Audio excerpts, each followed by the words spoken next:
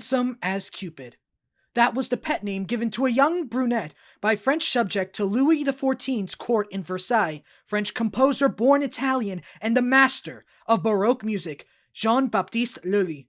Jean-Baptiste Lully was a gifted musician who, after one faithful dance with King Louis XIV, was appointed as the royal composer of instrumental music in 1653, eventually becoming the master of the king's music in 1661. Lully is considered not only one of the most influential Baroque artists of all time, but considered the founder of French opera. Lully is accredited for composing several ballets, music for the royal chapel, and operas, such as his most influential works, according to the Versailles website, being Alceste, Armide, which critics consider his magnum opus, and Atis, the king's favorite opera. Lully is a musician with a legacy that outlived his life after his death to gangrene in 1687, as many will look to him for his impact on Baroque music, defending French arts even as an Italian man, and how his music still plays for many to this day.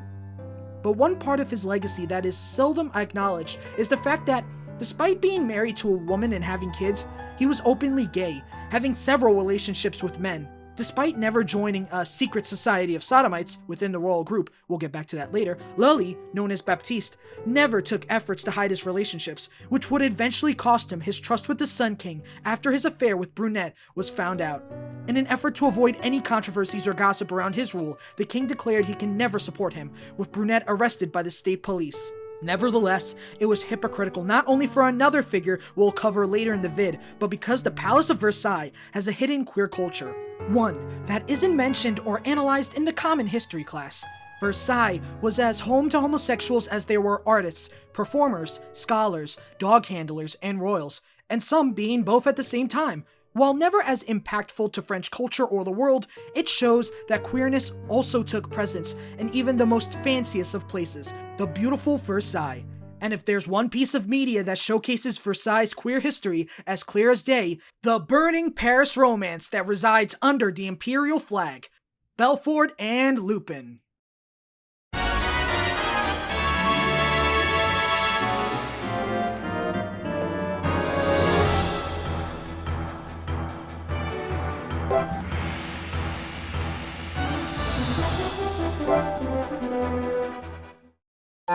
Ever since I was a kid, I have loved French cartoons, specifically the big two of Code Lyoko and Miraculous Ladybugs, and for good reason. Whether it was the unique new vibe Code Lyoko gave to the cartoon lineup, or the Miraculous' early days of being the exciting new superhero show with the charming fandom I got into thanks to Fire Emblem artists on Tumblr drawing them, they were something special to me. For Code Lyoko, it was the fact that it blended the more calmer and comedic side of American/Western cartoons and combined it with the newer battle shonen animes that were becoming popular thanks to the late 90s, early 2000s anime boom going on with kids' TV. Code Lyoko was one of the many anime-inspired action western shows of the time and took advantage of the new CGI technology to make a show that was special, something that really embodies the time period it was made in. As action cartoons got more and more popular during the time, Code Lyoko was able to differentiate itself and make it memorable for those who watched it.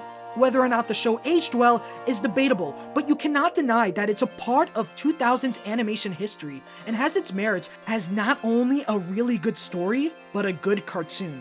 Miraculous, on the other hand, needs little to no introduction, as it went from being a superhero cartoon to a cultural phenomenon overnight. With 6 seasons, CGI vastly improved from the first season, a movie, and so much that it'll be too long to list everything. With its year being the 10th anniversary, and despite its up and downs, Miraculous is still a series worth putting respect on. Filled with fun action sequences, interesting lore, and an ensemble cast that is a major part of the reason why I love this show so much. I can't help but appreciate it, even through its tough times. It might be hyperbolic, but Code Lyoko and Miraculous are some of the best shows I've watched. Yeah, they aren't perfect, and yeah, they're cartoons, but they're something that I can't help but look back on with a smile. I enjoy these series, even if their flaws or age get in the way. They not only remind me of both the 2000s and the 2010s respectively, but also how there are many other cartoons that exist in the world outside of anime and American cartoons. They were French. They showed how great and amazing the country of France can be when making cartoons.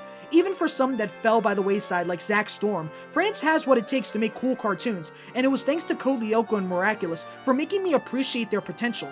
And now in 2025, we reach the pinnacle of French cartoons with the gay dog show of Belfort and Lupin. Created by Teddy J. Stelly, Belfort and Lupin is a show that premiered in France on February 7th, 2025, and in English officially on their YouTube channel April 26th, with the release of the first English dubbed episode.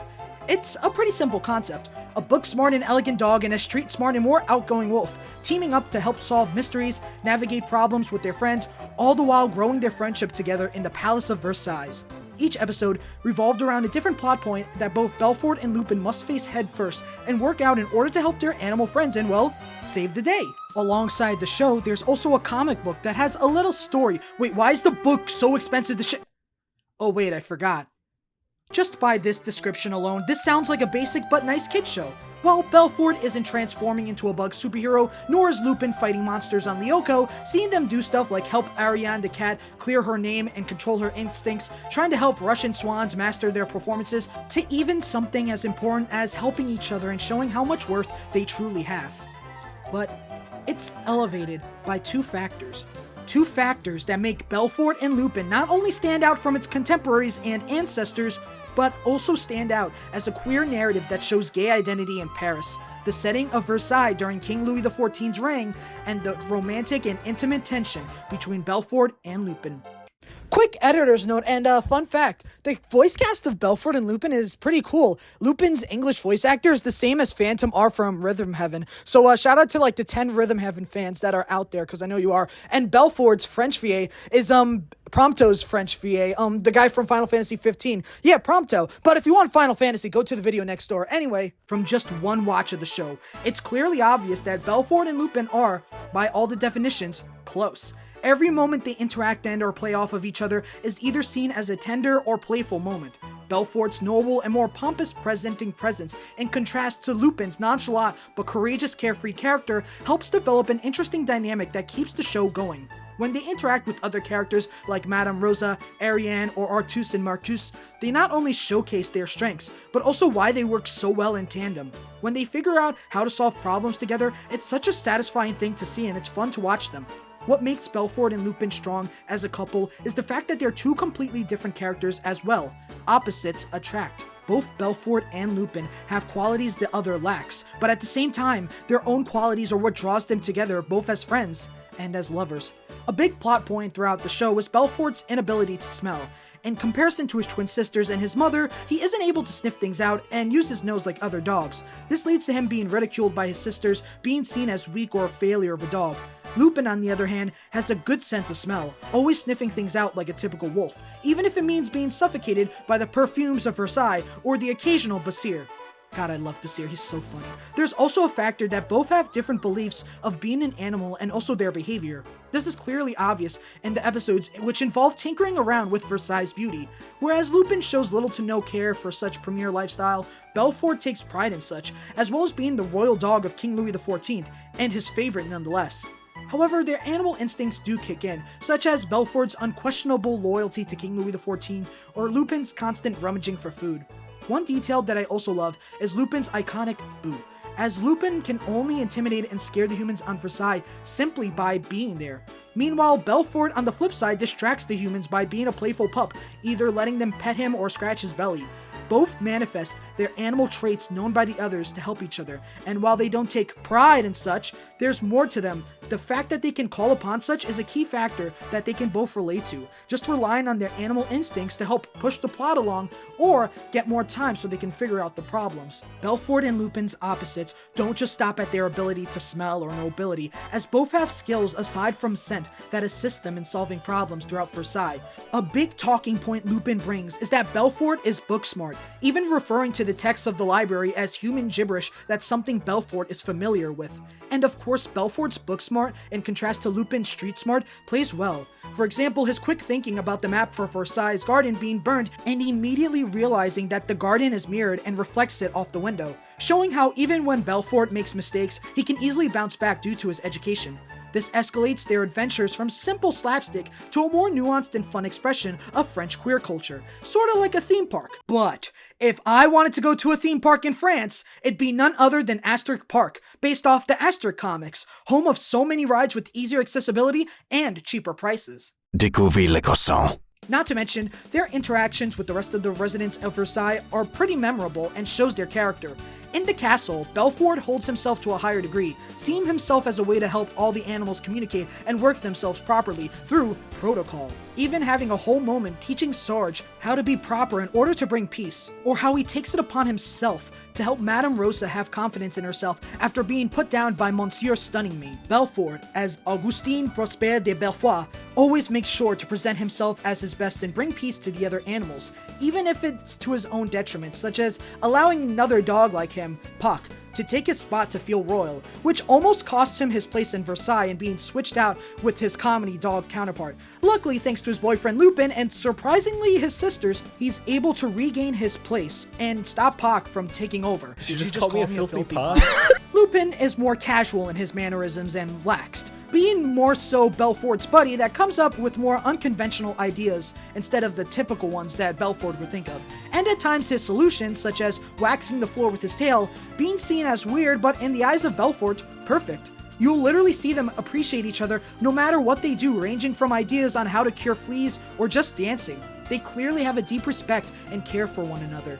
Belfort's intelligence, however, isn't infinite, as sometimes it's not as complicated to need much knowledge. Take, for example, in episode 8, when Belfort and Lupin need to contact Artus and Marcus right now on Grand Hopper about bird marks on the keys. Instead of the magical singing from fairy tales, Lupin uses his knowledge of being in the field to just whistle for them and gets them, showing that Lupin's experience outside of the castle helps them in solving their problems. Seeing them figure out what's needed and who they need to go to and how their adventures play into the life and times of King Louis XIV's time in Versailles is such a fun way to not only learn about Versailles but also establish their relationship and their connection to each other, even if it's something as small as liking raspberry and or lemon as their flavors for hissing.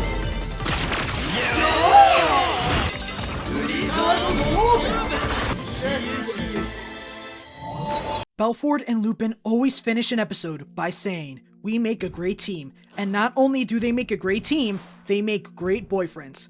On the topic of opposites and compensating for something they don't have, the two are always there to lift each other up, always reminding each other how much they mean to each other, especially in the circumstances they're in. Despite their perfect lives of living in the outskirts of Versailles or inside, it comes with baggage that weighs on them more than expected. For Lupin, it's the idea that despite his carefree life of sleeping at a tree and being friends with the wildlife, he's still a wolf. Someone that's shunned for who he is, seen as a threat, even in the translated part of the comics, when he accidentally startles Artus and Marcus and they apologize. There's a moment of Lupin staring at his reflection, realizing that he's discriminated against because of it. This also happens when he and Belfort come by to help Chico, in which Belfort has to clarify he's not a threat, even being escorted around by Belfort, or in the Billiards episode Ariane, in order for the Royal Menagerie to take note of him. Heck, even admitting that Lupin is used to being made fun of in Versailles. This is even done worse by Belfort's mom, Diane, who shuns him not only for his class as a common folk, but also as a wolf, even accusing him of being the reason she has fleas or is sick. It's obvious that Lupin doesn't get it easy. Heck, even when Remus is introduced, he tells Lupin the reality of being a wolf and urges him to leave not out of malice, but for his safety, seeing him indirectly as a part of his tribe. Nevertheless, Belfort is always there to reinforce the fact that Lupin has value. Despite his class as a wolf and a non-noble, Lupin has a role to play and it helps. Take for example how Lupin tries to encourage Tan, Pom, and Diane to purge in order to survive poisoning from chocolate, but they refuse to. Belfort insists and also jumps to defend Lupin, proudly proclaiming him as his friend, showing that Belfort doesn't blind himself by class or species to meet acquaintances. He sees people for who they are, including Lupin.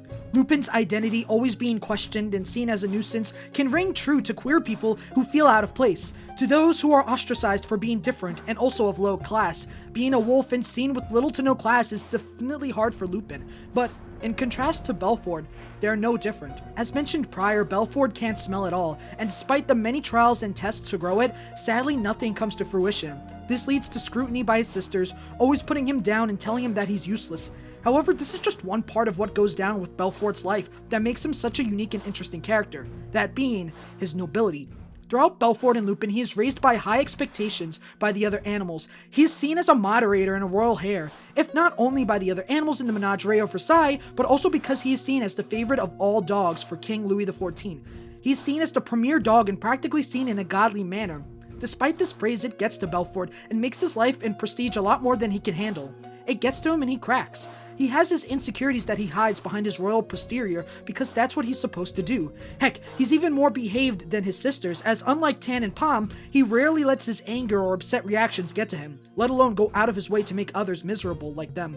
Belfort carries a stoic air to him, something that never falters except when he feels emotionally abandoned or lost, with 3 out of 4 of these scenarios being around Lupin. This shows how Belfort, despite his nobility and his pride as the dog of King Louis XIV, is at heart a dog. Someone who's always loyal and sticks by the people he loves, even if it hurts him. One episode that shows his insecurity and his peril over his place in the family is the family painting. Throughout the episode, Belfort is consistently sabotaged by his sisters so he doesn't get painted alongside Louis XIV. They seal him in a box in a final attempt to seal him away, but is saved by Lupin breaking into the castle and freeing him. Afterwards, it's there, Belfort spills his guts, feeling that he's worthless and not worthy of being the royal dog, in contrast to his mother and sisters. In response, Lupin says, "You have something they don't. Heart. That's what makes King Louis love you so much, and what makes Lupin love you." What I love about this scene is it proves Lupin fell first. Even though these flaws and struggles and insecurities, Belfort is Belfort, and that's what makes him lovable to Lupin. I also want to point out that Lupin does the typical boo, but he actually means it this time. Pretty much putting all of his effort into scaring the guards carrying the box with Belfort. It's a little detail, but it shows how much he loves him. They look out for each other and care for themselves despite the respective stigmas around them and view them for who they are, abandoning so-called protocol for their love. No matter what, they love each other and that's what matters. This leads me to my favorite episode and my favorite part of the show, the Big Bad Wolf. In the episode, Belfort and Lupin encounter Remus, a wolf that sets Versailles in a frenzy, even when Belfort thought it was Lupin who set it off. Throughout the episode, Remus encourages Belfort to stay away and for Lupin to leave, saying wolves don't belong in Versailles or with humans. Remus escapes, but at a cost. Lupin also escapes, being a decoy in order for Belfort's family and the royal guards to stop. At the cost of Lupin being kicked out of Versailles, leaving Belfort brokenhearted, even so much that his sisters hold back and contemplate their cruel treatment of their brother. At first, Belfort is a sobbing mess until Lupin comes back. Even after talking with Remus and understanding his POV, Lupin decides to return, declaring Versailles his home. More specifically, he belongs in Versailles with Belfort. This scene is so impactful to the narrative and serves as a, correct me if I'm wrong on episode order because you know how French cartoons love messing up episode orders, the final episode of season 1. It shows both of them at their most vulnerable and how at such they find each other.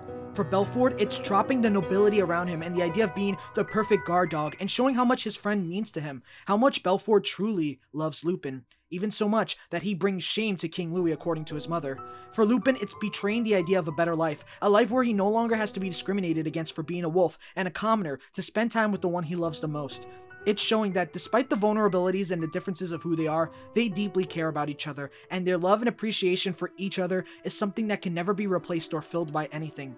Whether they're a wolf that's supposed to live among his creed, or a dog that's supposed to live a sheltered life, their lives were simply meant to be intertwined together as friends, and potentially as lovers. Their connection is something that is simply unbreakable and that can see through most. For example, the miscommunication with Sita and Cyan, and Lupin losing his best friend, or how despite Belfort's protest, Lupin tries to help him win the flag sniffing event. Their bond is unique. It's special, and it's something forged by love and care for each other. But if there's one thing their relationship also is, it's French. If there's one thing I can immediately tell when watching the series, is that Belfort and Lupin is unapologetically French. The obvious reason being the setting of Versailles and the French history, but it's just way more than that. Remember in the beginning when I mentioned 2 of my favorite shows being Code Lyoko and Miraculous?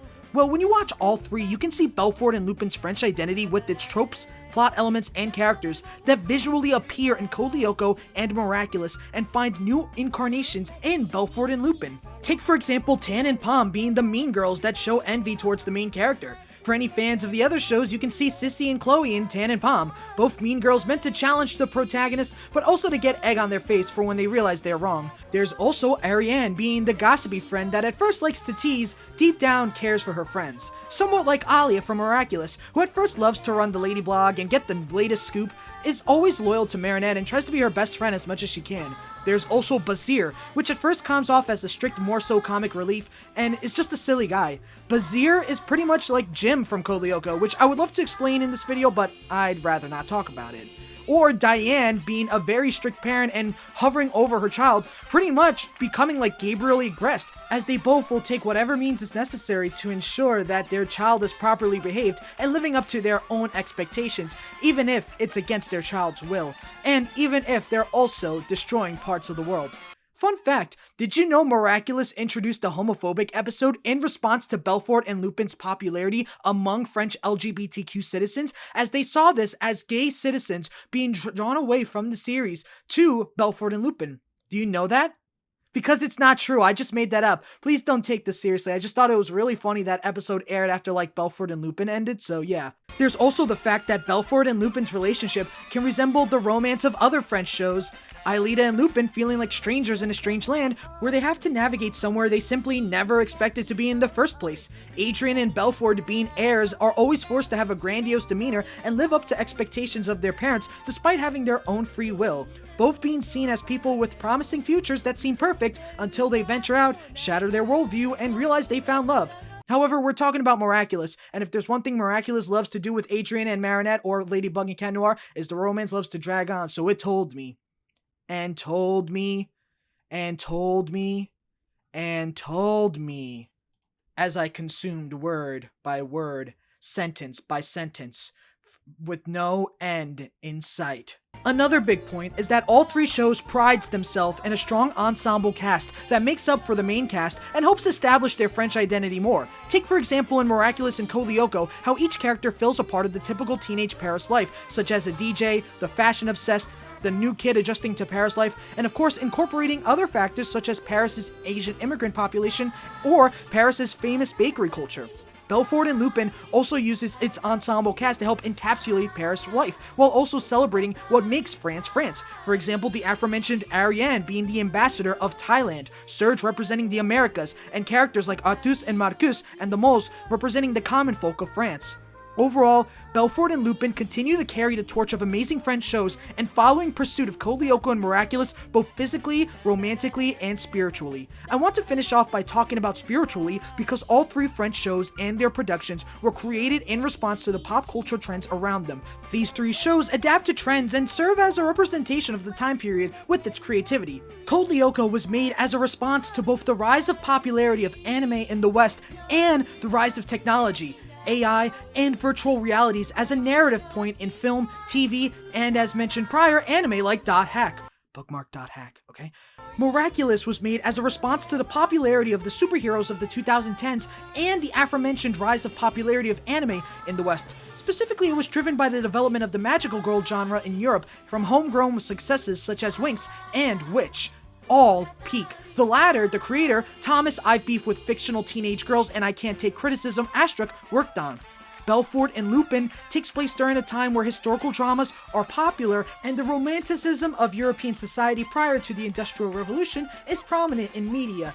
And for the fans, it's during the time where queer love stories are getting the spotlight, or queer people can see and interpret themselves in stories they grew up with without fear of persecution and or stigma. And this is when we also dive into the factor of love in Versailles, as the one thing that makes Belfort and Lupin stand out and exceeds its predecessors as the best French cartoon is its use of Versailles as a character and a setting, especially with the love of Belfort and Lupin, because when it comes to hard romance, there's one. France is considered the capital of love and romance. It's one thing it prides itself on, with the Romantic Revolution being inspired by French Revolution to courtly love, or l'amour courtois, becoming a literary staple in French history. France's reputation for love comes from its art, culture, literature, and everything in between. In fact, that's what the French people I interviewed said.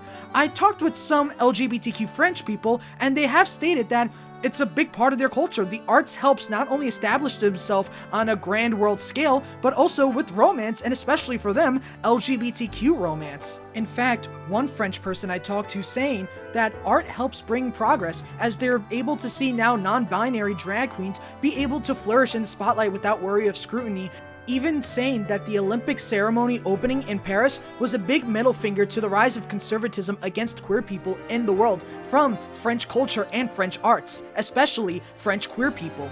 One of my other French queer friends, Lulu, actually said that she saw a lot of ways French queerness has developed vastly better than originally the movie La Cage aux Folles, which was really stereotypical, but that's a story for another day.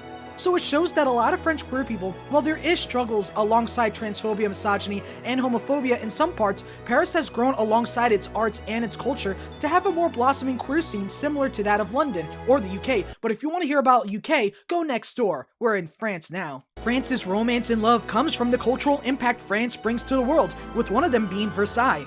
Belfort and Lupin is just one of many romance pieces to be birthed from the beautiful country and the beautiful palace. But if we're going to talk about romance, France, and Versailles, we can't continue without discussing one of the most impactful mangas of shoujo history and manga history in general, The Rose of Versailles. The Rose of Versailles takes place after Belfort and Lupin's time, as instead of King Louis XIV, it's King Louis XV to the XVI, and it follows the life of the Befauchen prince of Oscar Francois de Jargeis. Like Belfort and Lupin, Oscar is a character that radiates queerness, and by analyzing her relationship with important characters like Rosalie, we can bring up a sort of lesbian analysis, like how people see Belfort and Lupin through a gay analysis. For starters, one look at Oscar and she's just filled to the brim with androgyny. The way she's presented as a royal knight and seen as an elegant young man among other women, Oscar being seen as a noble man but also proudly asserting her womanhood, Oscar is a classical drag king that brings androgyny to Versailles and woos the woman alongside Marie Antoinette and Rosalie. Just like Belfort and Lupin, Oscar is a character that, while not canonically queer, brings a form of queerness both internally and externally to Versailles. Not to mention, throughout the series, Rose of Versailles alludes to multiple moments of high-octane, extreme lesbianism, especially between Oscar and Rosalie, and sometimes Marie Antoinette, with Rosalie even declaring that she loves Oscar even as a girl. It also alludes to Marie Antoinette's real-life flings with women, even alluding to her how her relationship with King Louis XVI was bad. I mean, it kind of foreshadowed it, like it was like a fiction thing, but it's kind of real. Just like Rose of Versailles, Belfort and Lupin uses its characters to hint at a much deeper friendship and intimacy in France, celebrating the close and intimate relationship of gays, but also allude to the historical queerness residing of Versailles, especially for Belfort's master and Lupin's master-in-law, King Louis XIV. In episode 15 of Belfort and Lupin, while it mostly focuses on Ariane controlling her instincts and Belfort and Lupin training her, it shows two things. 1. Ariane lost her humanity while Lupin gained his, and 2. It illustrates the Baroque orchestra of the guy we mentioned earlier in the video, Jean-Baptiste Lully, which funny enough starts the episode banging his toe on his cane, calling back to the way he died of gangrene. However, Lully not only symbolizes the music talent of Versailles during the rule of the Sun King, but also the hidden queer history and secrets of Versailles. Versailles' queer history dates back to even before Louis XIV, as the times of Louis XIII, as he never had any mistresses, or at least any evidence pointing to him having such, thus giving him the name Louis of Chaste.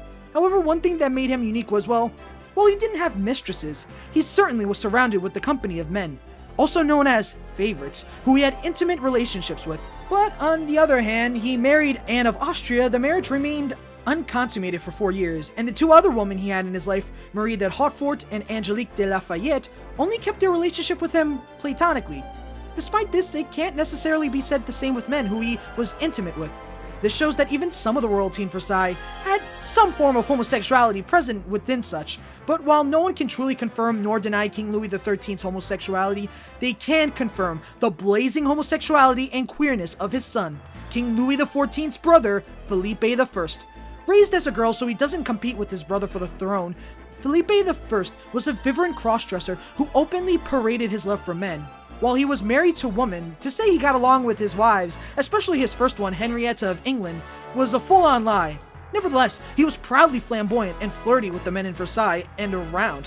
In fact, despite being close to the Catholic Church, King Louis XIV never pushed for sodomy laws specifically because of Philippe I. You can kind of see Rose of Versailles kicks in, as Oscar is kind of a gender-bent Philippe I, being raised as a man to fill man duties, and Felipe being raised as a girl to do, well, actually, no, girls can be kings and queens too, I don't see why not, but pretty much, yeah, showing how Versailles has a unique way to express gender outside of the typical binary.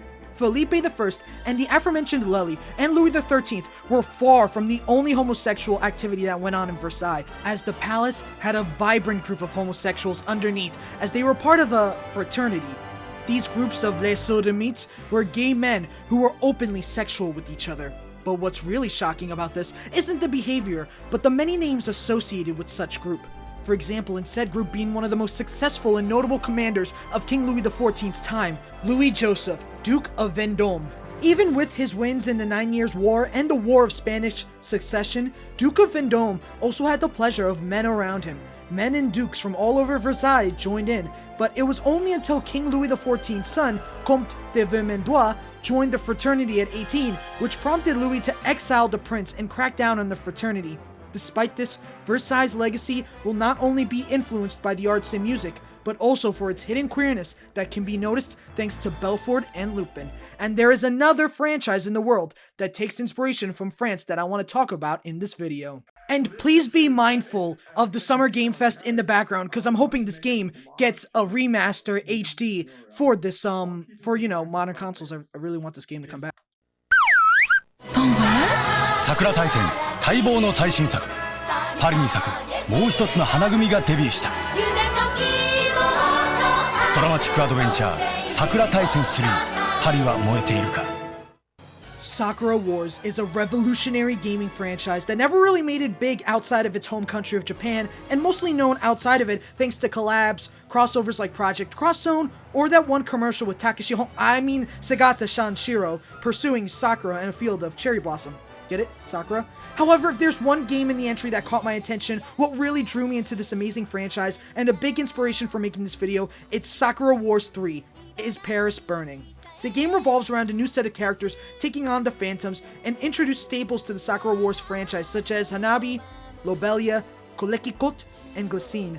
However, there's one other thing about the game, and that despite its Japanese elements, it's positively, openly French. And we can see that through the ever-iconic poster girl of the game, the Ohio Bonjour girl herself, Erica Fontaine.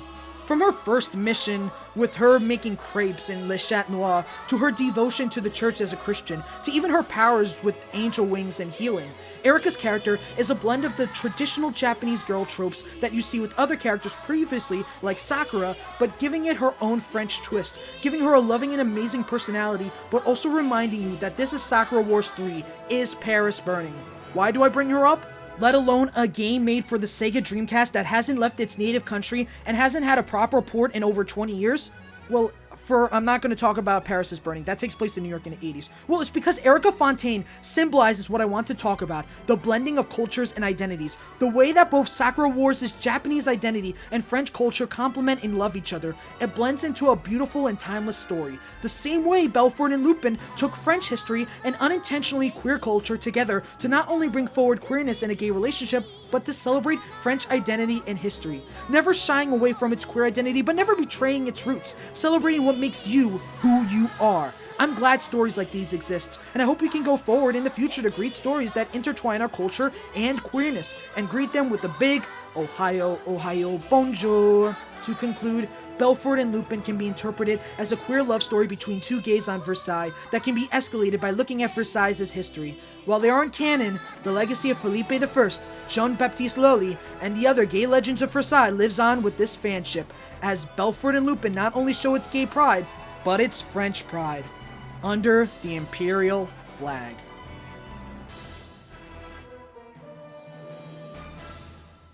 And just like that, the Double Pride Month video spectacular is done. To be honest, this really was a struggle. Having two videos at once with a lot of information was pretty jarring. Not to mention I try to juggle as much as I can, hence there's double jokes. So if you only watched one video, go watch the other. They should be out at the same time. Hopefully no copyright issues are happening at the moment of this. I try to check as much as I can. But yeah, but I also realized something. I love history. I love not only just LGBTQ history, but history. And I want to say thank you to these franchises for making me realize how much I loved history. So thank you so much. And I wanted to make sure I get out as much as I can because this Pride Month, it's important to be out and proud more than ever. And make sure you show whoever's in charge or whatever's in charge that you're not going to obey or go back in the closet. You are who you are, and you got me, Belfort and Lupin, and Horrid Henry to back you up. I mean, not really, but like, you get the gist. So yeah, make sure to watch both videos. If you just watched one, go and check out the other. I had so much fun recording and editing these, and I want to shout out to some people who helped me along the way. I want to shout out Dead-Eyed Vaughn for making such great art, and as a trans woman in the UK, make sure to fight like hell, because as far as I'm concerned, your life isn't worth giving up. Make sure you give those bloody turfs hell. As far as I'm concerned, we got your back. And I want to shout out to my French friend Lulu. Thank you so much for getting me interviews and talking to French people about their experience. When I saw you talking about La Cage de Foy, I'm sorry, I forgot the movie, I was so enlightened, and I'm really glad you were able to tell me about it. Oh, and also how we gushed about Code Lyoko, because now I'm rewatching Code Lyoko again. But once again, thank you to both of y'all, and to anyone else who's from the UK and France. Make sure you keep being you, and you fight any homophobes, transphobes, racist, misogynists, and ableists, because as far as I'm concerned as an American, we're fighting like hell, and we're not going anywhere, and you guys should too. Always stand your ground this Pride Month, and have a great one.